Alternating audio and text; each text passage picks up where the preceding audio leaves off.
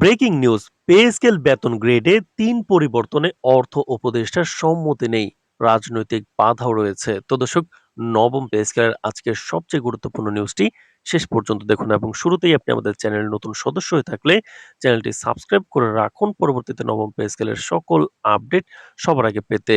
তো দর্শক, দেশের সরকারি চাকরিজীবীদের দীর্ঘ প্রতীক্ষিত পে স্কেল সংশোধনের প্রক্রিয়া নতুনভাবে জটিলতা পাচ্ছে।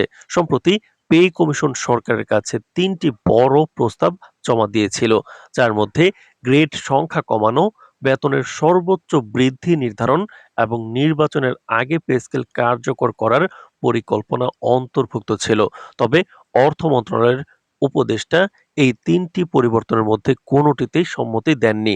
জানা গেছে, এ সিদ্ধান্তের পেছনে রয়েছে প্রশাসনিক জটিলতা, অর্থনৈতিক বাস্তবতা এবং রাজনৈতিক প্রভাবের সমন্বয়। পে কমিশন প্রথমে প্রস্তাব দিয়েছিল যে কিছু বেতন গ্রেডের সংখ্যা কমিয়ে আনা হোক, যা প্রশাসনিক সুবিধা এবং কর্মচারীদের গ্রেডিং সিস্টেমকে আরো সমন্বিত করবে। তবে অর্থ উপদেষ্টার মতে গ্রেড কমালে প্রশাসনিক জটিলতা এবং নানা ধরনের ঝামেলা সৃষ্টি হবে। তিনি বিশেষভাবে উল্লেখ করেছেন যে যদি গ্রেড হ্রাস করা হয় তবে একদিকে কর্মচারীদের দায়িত্ব ও বেতন কাঠামোর সঙ্গে সামঞ্জস্য রাখা কঠিন হয়ে যাবে, অন্যদিকে বিভিন্ন নীতিমালা ও অর্থনৈতিক হিসাব নিকাশেও সমস্যা দেখা দিতে পারে। ফলে প্রথম প্রস্তাবনাটি বাতিল বা স্থগিত রাখা হয়েছে।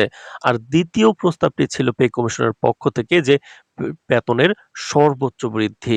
পে কমিশন প্রাথমিকভাবে ৭০% পর্যন্ত বেতন বৃদ্ধি করার প্রস্তাব দিয়েছিল, যা দীর্ঘ সময় ধরে স্থিতিশীল বেতন কাঠামোর অভাবকে সমাধান করতে পারে। কিন্তু অর্থ উপদেষ্টা সর্বোচ্চ ৩০% বৃদ্ধির অনুমোদন দিয়েছেন।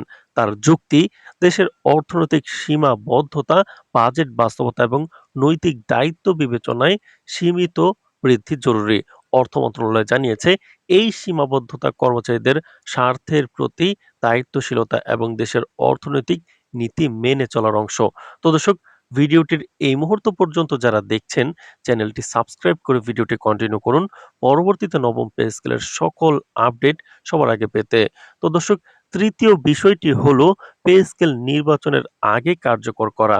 পে কমিশন আগেই চেয়েছিল নির্বাচনের পূর্বেই নতুন পে স্কেল বাস্তবায়ন করা হোক, যাতে সরকারি কর্মচারীরা তাৎক্ষণিকভাবে সুবিধা পেতে পারেন। কিন্তু অর্থ উপদেষ্টা নির্বাচনের আগে এই প্রক্রিয়া শুরু করার পক্ষে নন। জানা গেছে, এর পেছনে রয়েছে রাজনৈতিক প্রভাব।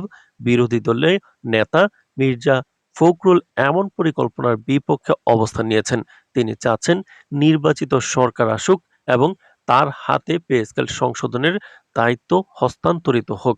অর্থ উপদেষ্টার মতে সংবিধান ও নৈতিক দায়িত্ব অনুযায়ী বর্তমান সরকার এই উদ্যোগের ক্ষেত্রে সীমাবদ্ধ।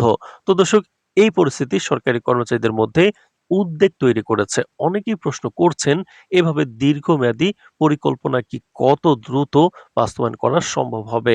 বিশেষজ্ঞরা মনে করছেন, পে স্কেলের যে কোনো পরিবর্তন কেবল প্রশাসনিক প্রক্রিয়া নয়, বরং এটি দেশের অর্থনৈতিক পরিকল্পনা, বাজেট এবং রাজনৈতিক পরিবেশের সঙ্গে সরাসরি সম্পর্কিত।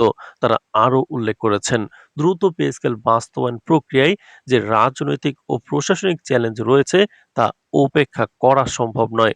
অর্থ মন্ত্রণালয় জানিয়েছে, নতুন পে স্কেলের বাস্তবায়ন প্রক্রিয়া এখন নির্বাচনের পর পুনর্বিবেচনার মধ্যে যেতে পারে। পে কমিশন জানিয়েছে, তারা সরকারকে পুনরায় প্রস্তাব উপস্থাপন করবে এবং সম্ভব হলে সীমিত বা ধাপে ধাপে বেতন বৃদ্ধি কার্যকর করা হবে। তবে আপাতত এই পরিকল্পনা নির্বাচনের আগে কার্যকর নাও হতে পারে।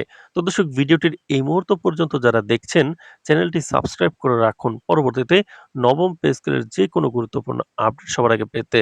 তো দর্শক, সরকারি কর্মচারীদের মধ্যে মিশ্র প্রতিক্রিয়া দেখা দিয়েছে। কেউ এই সিদ্ধান্তকে যুক্তিসঙ্গত মনে করছেন, কারণ এটি দেশের অর্থনৈতিক বাস্তবতা ও নৈতিক দায়বদ্ধতা প্রতিফলিত করে। আবার অনেকেই মনে করছেন, দীর্ঘ প্রতীক্ষার পরও বেতন বৃদ্ধি না হওয়ায় হতাশা তৈরি হয়েছে।